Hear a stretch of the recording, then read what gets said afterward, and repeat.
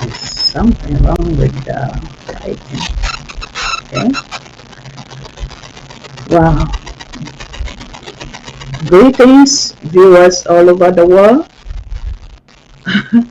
Welcome to Awake, where we talk about our spirituality as humans having a dual, nature. So today, our topic is titled Unlocking the Third Eye to Change Reality. Oh, these pop-ups. Give me 1 second. Yes. Unlocking the third eye to change reality. You can't master anything without clarity. To be a master is to have clarity, character, and leadership qualities. And with character comes integrity and responsibility. These are the elements of the third eye. To transform our lives and society, we need to activate this one ability of the mind, the third eye. Once your third eye is opened, you build by serving, not taking and destroying humanity.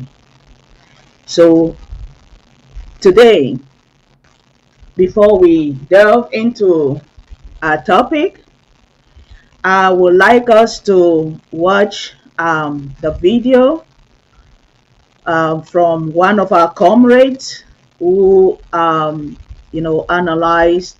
the visit of the Pope.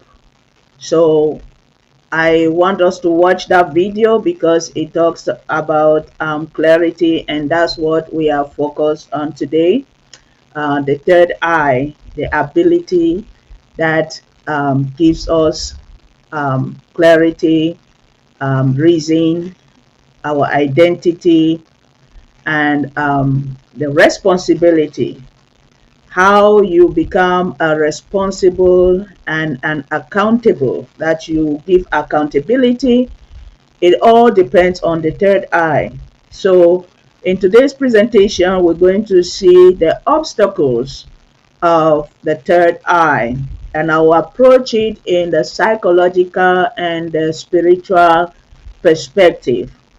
Why many people are not willing to open their third eye. So, Director, please, can you put the video? Thank you. All right, today we're diving into this really fascinating piece by Ali Dennis Mile. The whole idea is that a simple shift in how one person speaks is sending out these massive geopolitical shockwaves. We're going to be talking about this concept of an American Pope and how a commitment to just being clear is totally rewriting the rules of global power. And this quote right here, this is basically our launch pad. It just perfectly frames everything we're about to get into. See, the whole point is that Pope Leo XIV's American background, his directness, it's not just some personality quirk. No, it's something that's actively blowing up the old established rules of global diplomacy. Okay, so why is this such a big deal, right? To really get it, we've got to rewind a bit and look at how things used to work. For centuries, the Vatican had this thing the author calls an invisible shield. And here's what that means, the diplomatic buffer. The best way to think about it is like a giant shock absorber, right? So when a pope used to speak, it was usually in Latin or Italian. By the time those words got translated and made their way to world leaders or news outlets, there was a built-in delay. There was time. Time to kind of soften the blow. Time to reinterpret a really harsh phrase. Time for diplomats to do their thing and manage the fallout. That distance, that wasn't a bug. It was a feature. It was a powerful strategic tool. And this really shows you the before and after, the collapse of that buffer. You've got the old way on one side, insulated, kind of squishy, you could reinterpret it, you could manage it, but Pope Leo XIV, he's living completely in that other column. What he says is instant. It's unaltered, it's precise, it's direct. There's no second draft, no diplomatic padding. That buffer, it's just gone. So what's behind this huge shift? Well, the article makes a really interesting point. It's not just that the Pope speaks English, it's that he thinks like an American. This idea here is the key to the whole thing. It's a fundamental change in perspective. The Vatican isn't some outside voice speaking to America through all these layers of translation anymore. Now it's speaking as America. It's an inside voice, using the default language of Western power and media. So what does it mean to have this American formation? Well, it's a mindset that's kind of built to shake things up. It's that built-in reflex to question authority, not just blindly accept it. It's that expectation that if you have power, you better be able to justify it, be accountable. And maybe most important of all, it's a bias toward clarity, straight talk, over all the ceremony and tradition. A mindset like that is just fundamentally disruptive to an institution that's built on the exact opposite. Okay, I know this can all sound a little theoretical, a bit abstract, so let's bring it down to earth with a real-world example from the article, the Ambazonia crisis in Cameroon. This is where we get to see the theory in action. So check this out. Here's how the Pope's clarity completely reframes the whole situation. The old-school diplomatic playbook would call this a regional disturbance or maybe an internal issue. Phrases designed to basically say, nothing to see here, move along. But Pope Leo XIV comes in and uses words like legitimacy and consent, and just that simple word choice changes everything. It's not a local problem anymore. Suddenly, it's a global moral question, and that is way, way harder for world powers to just ignore. And this leads to something we've really never seen before. The Pope isn't just speaking from some separate religious bubble anymore. He's jumping right into the political ring using the same language, the same platforms as presidents and prime ministers. His moral authority is now in direct competition with political spin in the 24/7 news cycle. It's a whole new ballgame. And engaging this directly, well, it creates these massive ripple effects. So let's talk about the new rules of power that pop up when all that ambiguity is just gone. The consequences here are just huge, strategically speaking. First, you have visibility without anyone in the middle. The raw truth of a situation can zip around the world instantly. Second, this totally eats away at a government's ability to control the narrative. They can't massage the message through layers of diplomacy anymore. And third, it forces everyone, politicians, other religious leaders, you name it, to recalibrate their own positions against this new, super clear moral statement. And you can just imagine the pressure this puts on local leaders, like Archbishop Andrew Nkeofwanya in Cameroon. I mean, when the Pope speaks with that much clarity all the way from Rome, it gets really, really hard for the people on the ground to stay quiet or try to hide behind vague, wishy-washy statements. That cozy, comfortable middle ground, it just vanishes. So they're left with this really stark choice. What do? Do you echo that clarity and align with the Pope's moral stance? Or do you just retreat into silence, which, let's be honest, is a statement all on its own? There's just no neutral corner to hide in anymore when the person at the very center is speaking this plainly. All right, so as we start to bring this all together, it's really important to get this one thing. The article isn't just talking about a passing trend. It's arguing that this is a permanent, structural shift in how power and communication actually work now. The big takeaway is this. We live in a world that moves at the speed of light. Our whole communication landscape demands speed. It demands transparency. It hates delay, and it distrusts anything that looks like it's being hidden or disguised. In a world like that, the Pope's directness isn't just a style choice, it's a survival strategy. It's how moral authority stays relevant, how it stays powerful. Which brings us to this final, really powerful thought. For centuries, power was all about controlling the interpretation, right? It was about using that buffer of distance and translation. But in our world, that's been flipped completely on its head. Now, the ability to be understood clearly and instantly, that's not just a tactic. That is influence. That is power. And so that leaves us with one last thing to think about. If clarity is the new currency of power, who wins? And maybe more importantly, who loses when there are no more shadows, no more ambiguity left to hide in? Thank you. Thank you so much. Clarity is the new currency of power. Wow.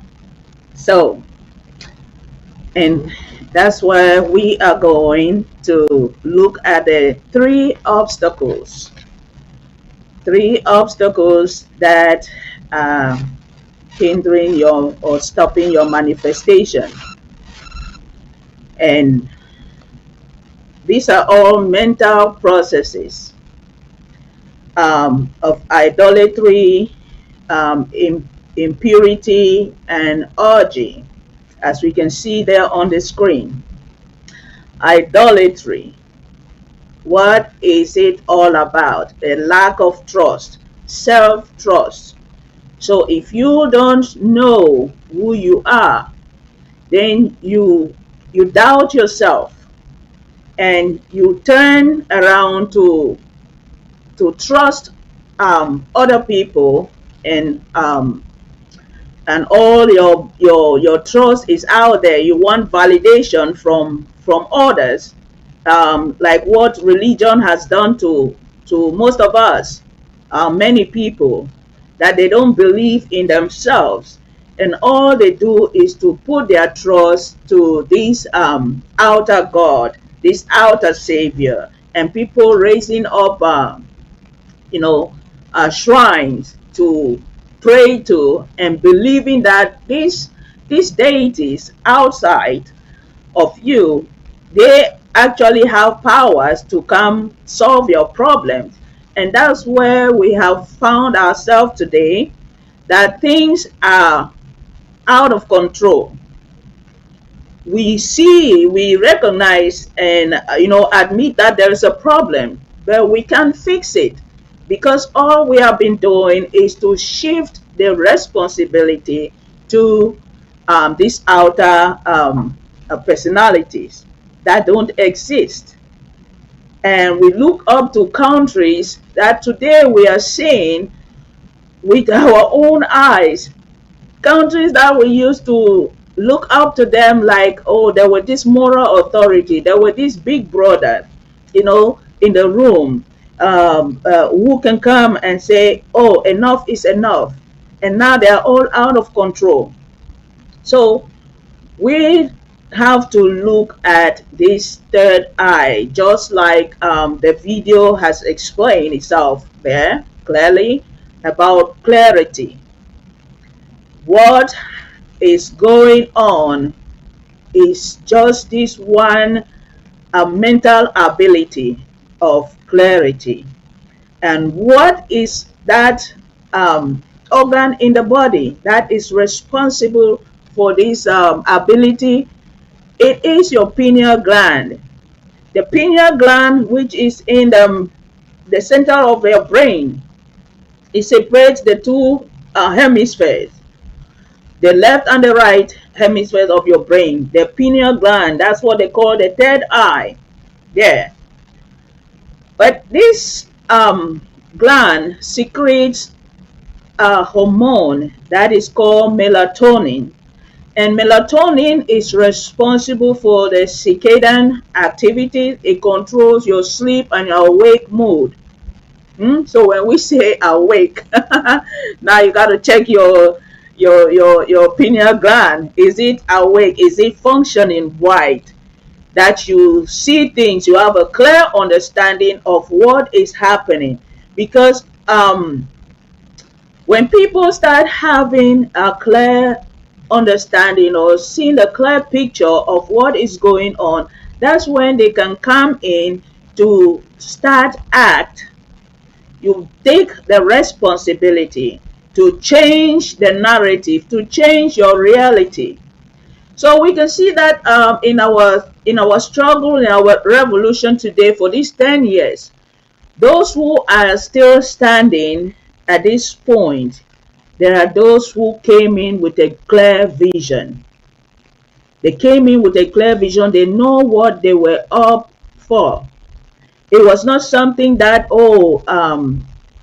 times and seasons will throw them off, that you get tired, or somebody had a gossip, or they come to bribe you and corrupt you and all of that, and then you fall out. They did not come with a clear understanding of what this revolution was all about. So they had to fall on the way. So those of us who are still standing is because our vision, the third eye, was wide awake, and we knew what we were up for. So Nobody can come to tell you otherwise. And when you look at these three obstacles, idolatry, it is what they have used in your religion. All religions, they are there to just make you doubt yourself, to always believe in an outer God. And then when all of these problems are rising, you don't see that outer God to solve your problems. You don't see it. And the next one there is the impurity. Impurity is that mental confusion.